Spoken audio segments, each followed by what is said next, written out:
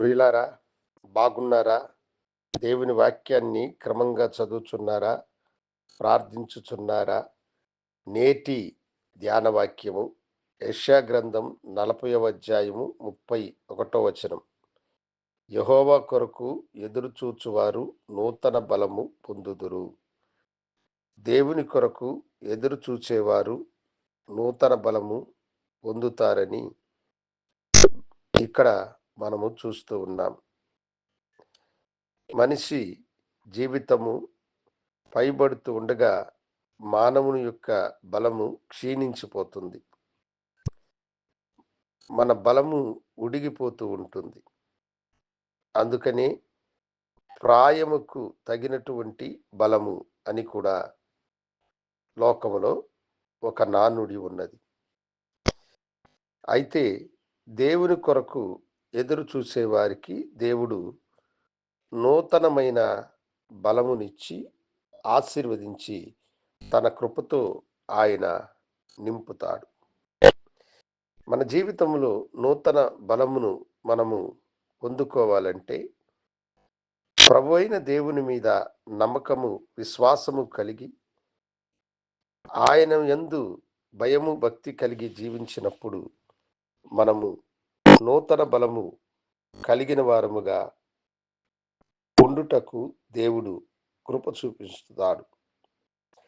దైవజనుడైనటువంటి మోషే ఈ భూమి మీద దాదాపు 120 సంవత్సరములు ఆయన జీవించాడు. ఆ 120 సంవత్సరములు జీవించి ఆయన ప్రభు యొక్క పిలుపును అందుకొని ఆయన ఈ లోకాన్ని విడిచిపెట్టి వెళ్ళాడు. దైవజనుని గురించి దేవుని వాక్యము ఏమని తెలియజేస్తుందంటే, మోషే యొక్క బలము ఉడిగిపోలేదని, మోషే యొక్క చూపు మందము కాలేదని, ఆయన పండ్లలో ఒక్క పళ్ళైనను రాలిపోక నూతన బలము కలిగినటువంటి వాడుగా ఆయన దేవుని సన్నిధికి చేరాడు. కాలేబు యెహోషువతో ఇలాగు మాట్లాడతాడు. యెహోషువ వాగ్దాన భూమిలో ప్రవేశించినప్పుడు ఆయన గోత్రాల వారిగా అందరికీ దేవుడిచ్చిన భూభాగమును పంచి ఇచ్చుచూ ఉన్నారు. కాలేబు వెళ్ళి కొండల ప్రదేశమైన హెబ్రోను ప్రాంతమును తనకు ఇవ్వమని అడుగుతాడు. అక్కడున్నటువంటి బలశాలులైనటువంటి అనాకీయులు అనేటువంటి వారు రాక్షస ఆకారము కలిగిన వారు. వారితో యుద్ధము చేయడం సులువైన పని కాదు. అయితే కాలేబు యెహోషువతో అంటాడు, అలనాడు దేవుడు నిన్ను నన్ను ఎష్కోలు లోయకు మనము వేగు చూడడానికి పంపించినాడే, అప్పుడు నాకు ఎంత బలం ఉన్నదో ఇప్పుడు కూడా నాకు అంత బలము ఉన్నది. ఆ స్థలములను నీవు నాకు అనుగ్రహించుము, నేను వాటిని స్వాధీనం చేసుకుంటానని చెప్తాడు. దైవజనుడు ఆ ప్రాంతమంతా నీదే, నువ్వు వెళ్ళమని చెప్పినప్పుడు కాలేబు ఆ ప్రాంతాలన్నిటిలో ఉన్నటువంటి శత్రువులను తరమగొట్టి ఆ ప్రాంతాన్ని అతడు స్వాధీనం చేసుకున్నాడు. కాలేబుకి దేవుడు నూతన బలం ఇచ్చినాడు.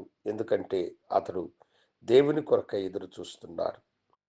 యెహోషువను గురించి కూడా మనం చూసినప్పుడు యెహోషువ ప్రభు దగ్గరకు చేరేంత వరకు అతని బలము తగ్గలేదు, అతని చూపులో ఎలాంటి లోపం కలగలేదు, అతని పండ్లలో ఒక పళ్ళైనను పోకుండా నూతన బలము కలిగిన మనిషిగా అతడు కనిపించినాడు.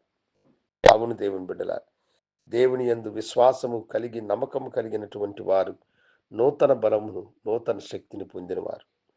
నీ నమ్మకం ఎవరి మీద ఉన్నది? నువ్వు ఎలా నీ బలమును పొందుకోవాలని అనుకుంటూ ఉన్నావు?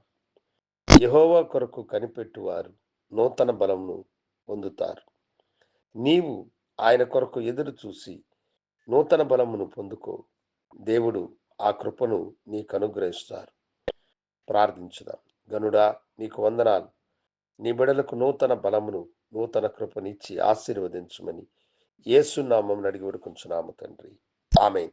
శుభోదయం. ప్రభు మిమ్మలను దీవించునుగాక. ఆమేన్.